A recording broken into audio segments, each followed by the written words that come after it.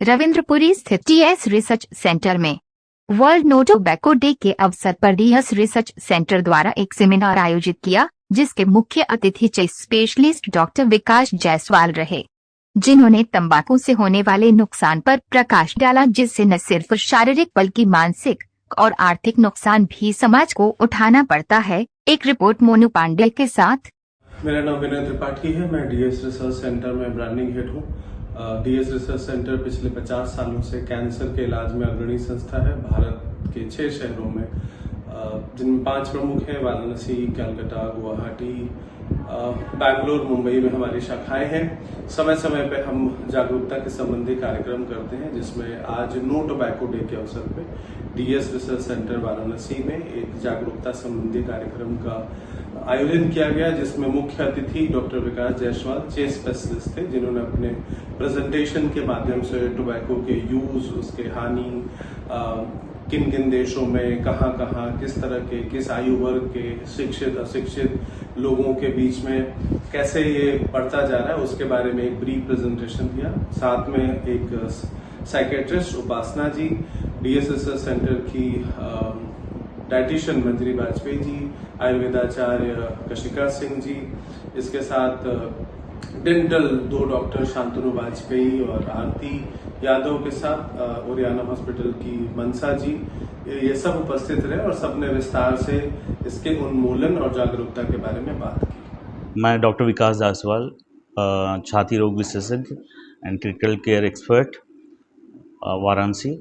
आज no tobacco day के रूप में पूरे वर्ल्ड में ऑब्जर्व कर रहे हैं to raise awareness about tobacco and tobacco related product on health. क्या कहना चाहेंगे जो आज के यंगस्टर्स वगैरह यूज़ करते हैं टोबैको, और तमाम जगहों पे पैकेट्स वगैरह पे भी इंस्ट्रक्शंस लिखे होते हैं और तमाम उसकी चेतावनियाँ लिखी होती हैं, फिर भी यूज़ करते हैं, क्या कहेंगे ऐसे मेंटालिटी वाले युवाओं के लिए? देखिए, तंबाकू जो है, तंबाकू में एक निकोटीन नामक केमिकल होता है। चाहे वो तंबाकू स्मोकिंग के फॉर्म में यूज हो, चाहे खैनी के फॉर्म में हो, या किसी भी जो जिसमें तंबाकू मिला हो, तो निकोटीन की वजह से ये तुरंत हमारे ब्रेन पे 10 सेकंड के अंदर एक्ट करता है और उसकी वजह से लत होने की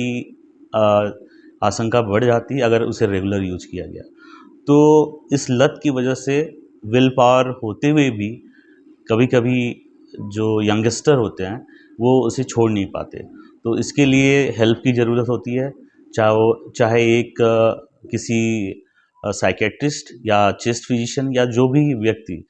डी एडिक्शन में ट्रेंड हो, उसके अंदर सलाह लेकर हम डी एडिक्शन या तंबाकू से छुटकारा पा सकते हैं। तो इस लत की वजह से ऐसा होता है, और अगर ये तंबाकू का प्रयोग हम जितना यंग या अर्ली करते हैं तो लत उतना ही गहरा हो सकता है। डॉक्टर साहब, अगर देखा जाए तो कहीं ना कहीं अगर सेकंड स्टेज की ही बात कर ली जाए, अगर जो लोग इन सब चीज़ों के एडिक्ट होने के बाद प्रॉब्लम में चले गए हैं, अगर कैंसर्स वगैरह चीज़ों से फेस कर रहे हैं, तो कैसे वो क्या करें और कहाँ तक आप उनको देखिए, सजेशन देंगे? तंबाकू अगर स्मोकिंग के फॉर्म में यूज हो रही है, तंबाकू के निकोटीन के साथ साथ जो स्मोक होता है वो हमारे लंग्स में जाकर ब्लड के थ्रू पूरे शरीर में फैलता है, जिससे इन्फ्लामेशन होता है। और अगर ये लंबे समय तक किया जाए, या यहाँ रिसर्च ये भी कहती है कि अगर एक स्मोक भी आप ले रहे हो तो कैंसर हो सकता है। तो पूरे शरीर पर इसका दुष्प्रभाव पड़ता है, और स्मोकिंग से सबसे ज़्यादा प्रभाव रिसर्च में देखा गया है कार्डियोवैस्कुलर, जो हृदय और हृदय से संबंधित अंग हैं, उस पर प्रभाव की वजह से स्ट्रोक का खतरा, अचानक से हृदयघात या कह लें हार्ट अटैक का खतरा, और कैंसर शरीर के किसी भी अंग में हो सकता है। सबसे ज़्यादा ये फेफड़े या ओरल कैंसर अगर स्मोकलेस तंबाकू का उपयोग कर रहे हैं तो ये हो सकता है। इसके अलावा शरीर पर पैरालिसिस या जिसे बोल रहे हैं स्ट्रोक, ब्रेन पे होने की वजह से दुष्प्रभाव हो सकते हैं शरीर पर। और इसके दुष्प्रभाव को जितना हम अर्ली स्टेज में, पहले तो हम तंबाकू से बनी चीज़ों का सेवन बंद करें,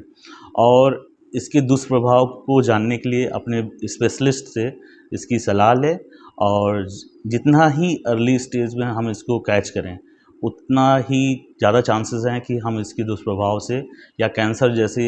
गंभीर बीमारी से बच सकते हैं। डॉक्टर साहब, अगर उपचार की बात की जाए तो काफ़ी एक्सपेंसिव होता है सर। हम्म। इस तरीके में सर आप क्या कहना चाहेंगे लोगों को कि अगर ये इस आयुर्वेद से अगर चीज़ों को अपडेट करना हो सर तो कहाँ तक, क्योंकि एक फाइनल स्टेज के बाद सर वो जब इमरजेंसी केस आता है तो एलोपैथिक यूज़ करते हैं, आयुर्वेद को कहाँ से यूज़ कर सकते हैं? आयुर्वेदिक इलाज जो है इसके स्पेशलिस्ट आपको ज़्यादा बेहतर बता सकते हैं, लेकिन आयुर्वेदिक लाइफस्टाइल है ये इलाज के साथ साथ आपको जीने के जीवन शैली के तरीके भी सिखाते हैं। तो मरीज को सिर्फ कैंसर सेल पे ही नहीं, पूरे शरीर को साथ लेके होलिस्टिक ट्रीटमेंट किया जाता है। तो जहाँ हो सके जितनी जल्दी आयुर्वेदिक शैली को विशेषज्ञ की सलाह से अपने जीवन में ले सके उतना ही अच्छा।